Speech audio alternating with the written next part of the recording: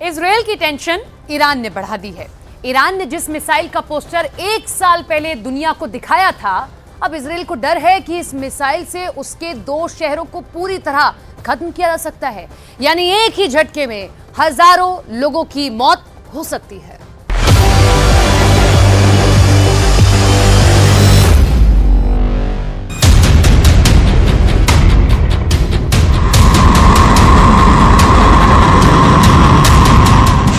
सन्नाटे को चीरती मिसाइल का शोर हुआ।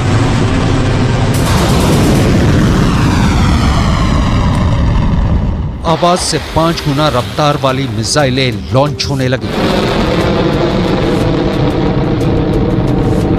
और फिर जमीन पर जोरदार धमाका होता है। इतना जोरदार कि जलजला आ जाता है। आग की लपटों के साथ जमीन का जर्रा जर्रा बिखर जाता है।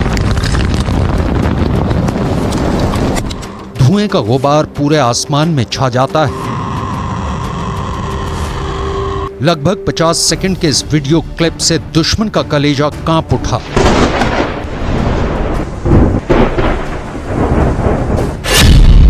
पहली मिसाइल,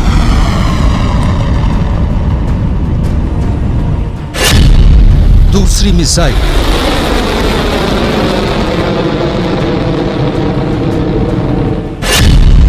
तीसरी मिसाइल, एक के बाद एक 3 मिसाइलें टारगेट पर छोड़ी जाती हैं और फिर तीनों अपने टारगेट पर कुछ इस तरह गिरती हैं।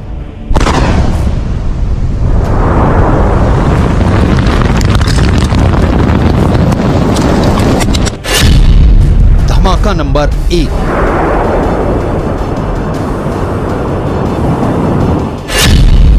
धमाका नंबर 2,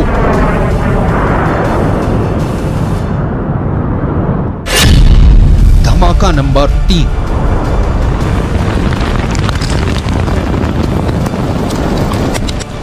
धमाका ईरान में किया गया,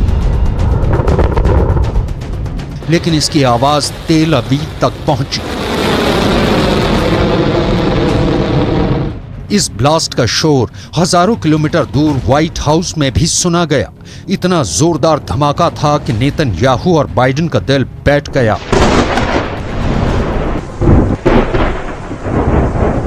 ईरान की पहली हाइपरसोनिक मिसाइल वार और पलटवार के लिए तैयार है।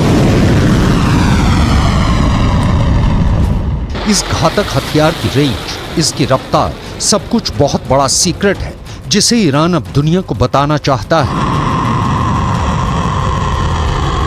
ईरान की ऐसी मिसाइल का पोस्टर 1 साल पहले छप गया था। तेहरान की सड़कों पर चप्पे चप्पे में पोस्टर लगाया गया। पोस्टर में मिसाइल की फोटो, साथ में टारगेट का नाम फारसी और हिब्रू में पोस्टर में लिखा था।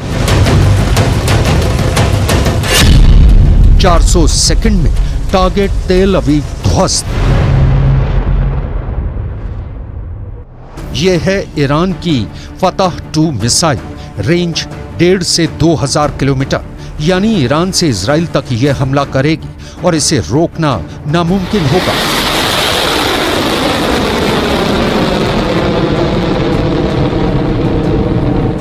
क्योंकि यह हाइपरसोनिक मिसाइल है, यानी स्पीड 6000 किलोमीटर प्रति घंटा से ज्यादा, या कहें कि आवाज से 5 गुना ज्यादा रफ्तार।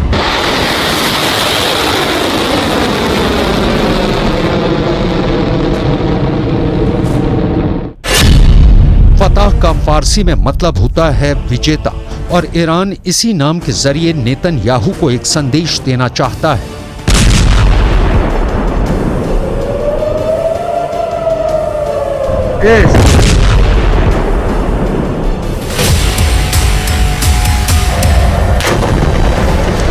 गाजा में हो रही बमबारी और हजारों लोगों की मौत को लेकर ईरान इस वक्त बहुत गुस्से में है।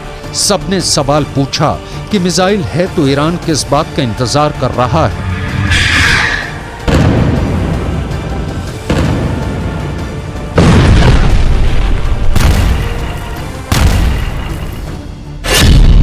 ये बात साफ है कि फतह का टारगेट इजराइल है, पिछले साल नवंबर में ईरान की इस्लामिक रिवॉल्यूशनरी गार्ड कोर यानी IRGC ने दावा किया था कि उसने एक ऐसी हाइपरसोनिक मिसाइल बनाई है जो महज 7 मिनट के अंदर इजराइल को तबाह कर सकती है, यानी इजराइल को सिर्फ 400 सेकंड में बर्बाद करने का दावा किया गया। और अब फतह 2 सबके सामने है।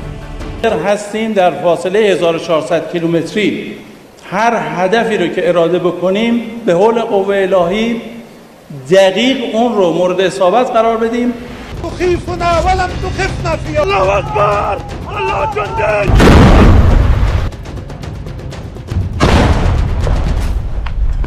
ईरान के सुप्रीम लीडर अली खामेनेई से लेकर राष्ट्रपति इब्राहिम रईसी तक सबको जिसका इंतजार था, मिसाइल की दुनिया में ईरान का एक ऐसा प्रोजेक्ट जिस पर तेल अवीव और पेंटागन की पैनी नजर थी।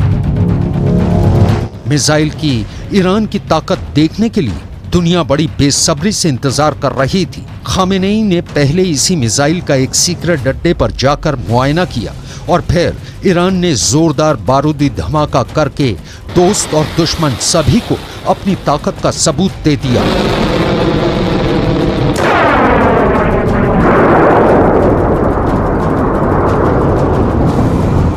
ईरान की पहली हाइपरसोनिक मिसाइल बनाने की सुगबुगाहट पिछले 1 साल से हो रही थी।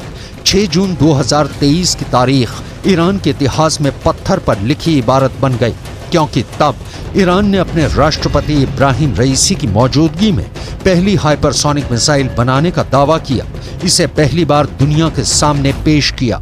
मिसाइल का नाम रखा फतह। ये नाम ईरान के सुप्रीम लीडर अली खामेनेई ने दिया है।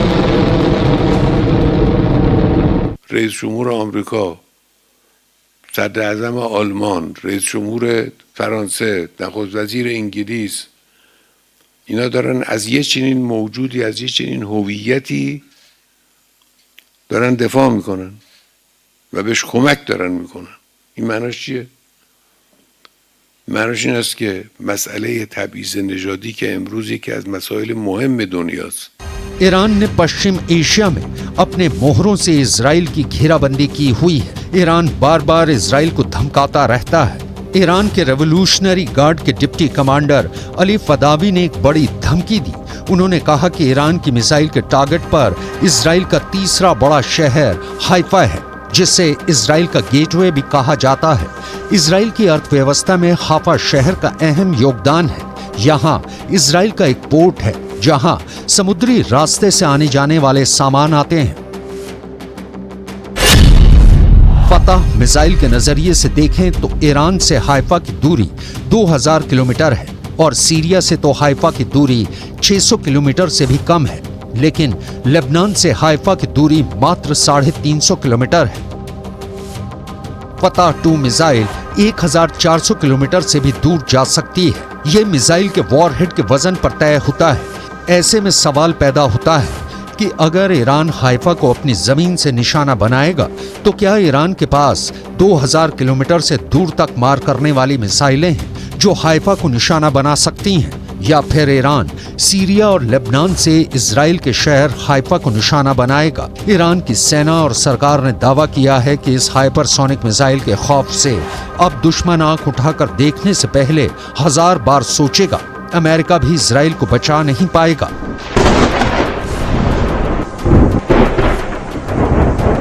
غرب، آمریکا و انگلیس و آلمان و فرانسه مشخصاً و بعضی دولت‌های منافق در کنار آنان، اینها یک شکست اخلاقی عظیم را در جهان تجربه کردند، اما آنها باید بدانند هیچ یک از این اقدامات مانعی نیست، عاملی نیست برای نجات صهیونیست‌ها.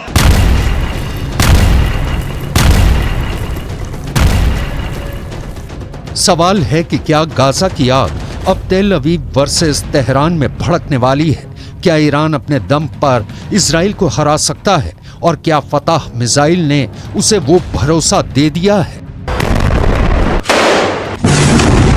صنایع دفاعی و موشکی و نظامی بومی شده، وارداتی نیست که بشه با تهدیدها و بشه با دنبال کردن دشمنان این دانش رو و این صنعت پیشرفته رو हाल के सालों में ईरान पश्चिम एशिया में एक बड़ी शक्ति बनकर उभरा है। ईरान ने अपने वर्चस्व बढ़ाने के लिए पूरे इलाके में अपने साथ कई देशों को भी लामबंद किया है। ऐसे में कहा जाता है कि ईरान के फतह 110 मिसाइल पहले से ही लेबनान में हिजबुल्लाह के पास है, जो आसानी से हाइफा को टारगेट कर सकती है। खबरें तो ऐसी भी हैं कि ईरान ने अपनी फतह 110 और जुल्फिकार बैलिस्टिक मिसाइल को सीरिया में तैनात कर दिया है।